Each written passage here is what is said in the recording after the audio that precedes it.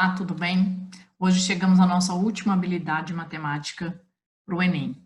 É a de avaliar propostas de intervenção na realidade, utilizando conhecimentos de estatística e probabilidade. Mas não é porque chegamos na última habilidade é que vamos terminar nosso curso. Lembrando que nós temos 100 vídeos até o Enem para produzir, ok? Estamos só no 30º, nós vamos continuar a segunda etapa a partir de semana que vem. Vamos lá ao nosso problema de hoje. Um designer de jogos planeja um jogo que faz uso de um tabuleiro de dimensão n por n, com n maior ou igual a 2, no qual cada jogador, na sua vez, coloca uma peça sobre uma das casas vazias do tabuleiro. Quando uma peça é posicionada, a região formada pelas casas que estão na mesma linha ou coluna dessa peça é chamada de zona de combate desta peça. Na figura está ilustrada a zona de combate de uma peça colocada em uma das casas de um tabuleiro de dimensão 8 por 8. Um tabuleiro deve ser dimensionado de forma que a probabilidade de se posicionar a segunda peça aleatoriamente, seguindo a regra do jogo, e esta ficar sobre a zona de combate da primeira, seja inferior a 1/5. A dimensão mínima que o designer deve adotar para este tabuleiro é, vamos lá,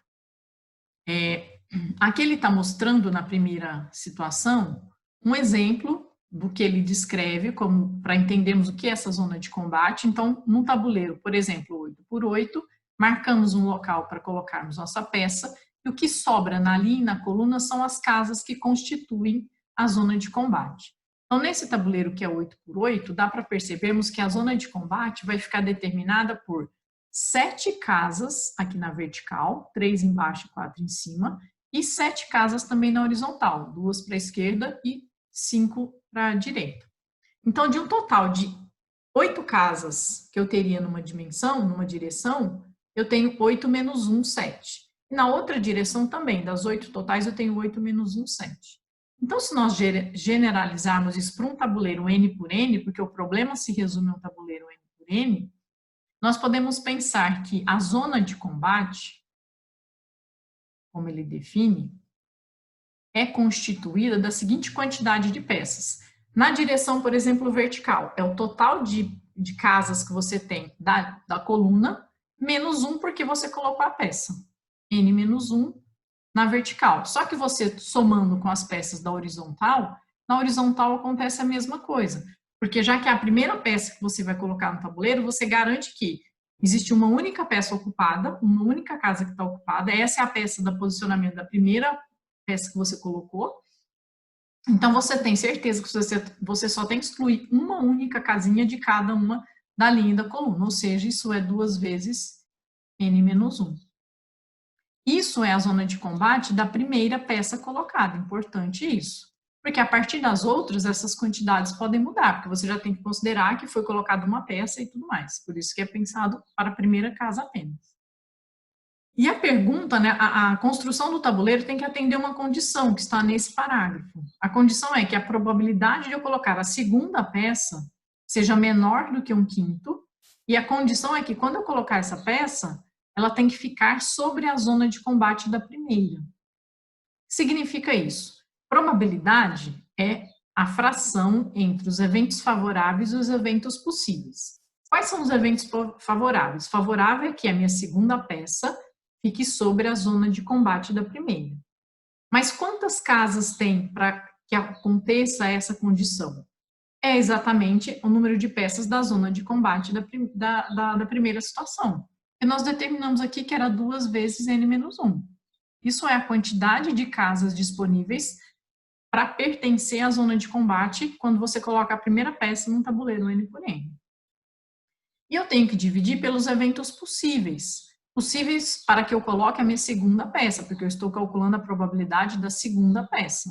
Quando eu vou colocar a segunda peça, eu preciso pensar que a primeira já foi colocada no tabuleiro. Então, do total de possibilidades, um tabuleiro n por n, que seriam n ao quadrado casas, eu já tenho uma ocupada. Então, para eu colocar a segunda peça, eu tenho n ao quadrado menos uma possibilidade de opções de colocar minha segunda peça. Me interessa colocar na zona de combate, que é constituída por n menos 1 na linha e na coluna, E o que é possível é eu colocar no tabuleiro inteiro menos aonde já existe a peça do primeiro evento. E eu quero que essa probabilidade seja inferior, seja menor que 1/5. Importante interpretar essa palavra, inferior quer dizer menor, e não igual, apenas menor. Tá? Bem, como nós vamos resolver essa inequação? Como nós temos denominadores diferentes, vamos fazer o mínimo aqui.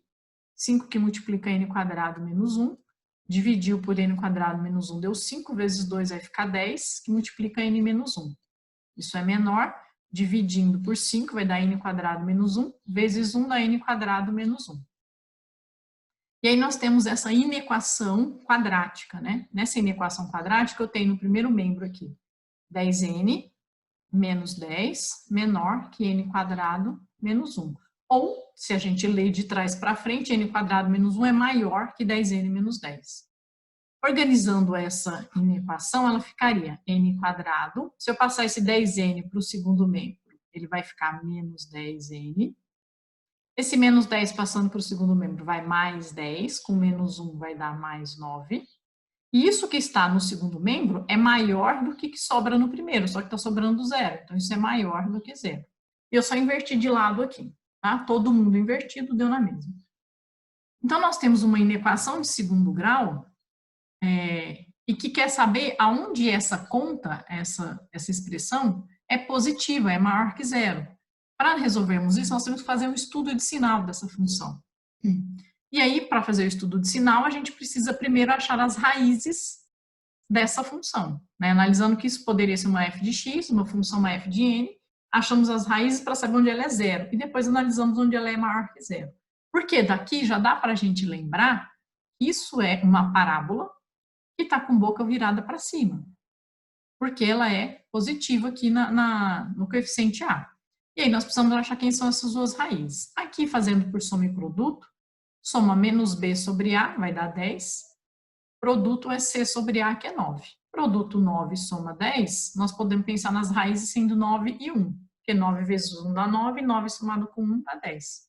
Então, os dois valores que zeram essa expressão, exatamente o 1 e o 9, que são as raízes. Mas no meu estudo de sinal, eu quero saber onde ela é maior que 0, onde ela é positiva. E essa parábola é positiva, bolinha aberta aqui, ó, antes do 1 ou após o 9. Porque exatamente no 1 e no 9 é onde elas são iguais a 0. E eu não estou fazendo o estudo de sinal analisando onde ela é igual a 0. Estou analisando onde ela é maior do que 0. Bem, se o n for menor do que 1, eu vou ter menos do que uma casinha no tabuleiro. Menor que 1 seria 0. 0 não existiria o tabuleiro, não faz sentido. Maior do que 9, eu posso colocar que eu atenderia, então, a essa condição do problema, de que a probabilidade de colocar a segunda peça na zona de combate da primeira seria menor que 1/5. Maior do que 9 é um tabuleiro no mínimo, condição mínima, maior que 9 seria um tabuleiro 10 por 10, então, para atender todas as condições colocadas no problema.